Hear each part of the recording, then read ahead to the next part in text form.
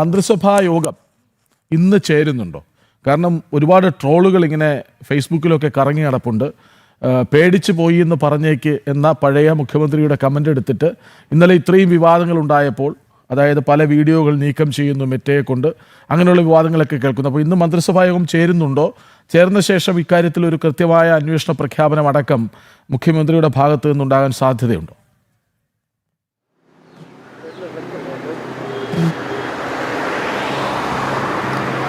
കൃഷ്ണരാജ്, അശ്വതി, തീർച്ചയായും ഇന്ന് മന്ത്രിസഭാ യോഗം ചേരുമെന്നുള്ളൊരു വിവരമാണ് നമുക്ക് ലഭിക്കുന്നത്. സാധാരണകളിൽ ആഴ്ച ദിവസങ്ങളിൽ ബുധനാഴ്ച ദിവസമാണ് ഈ മന്ത്രിസഭാ യോഗം നടക്കാറ്. കഴിഞ്ഞ ദിവസം അവധി ദിവസം ആയതിനാൽ തന്നെ വ്യാഴാഴ്ചത്തേക്ക് ഇന്നത്തേക്ക് മാറ്റാനുള്ളൊരു തീരുമാനം ഉണ്ടാവുകയായിരുന്നു എന്നാണ് നമുക്ക് ഔദ്യോഗികമായി ലഭിക്കുന്നത്.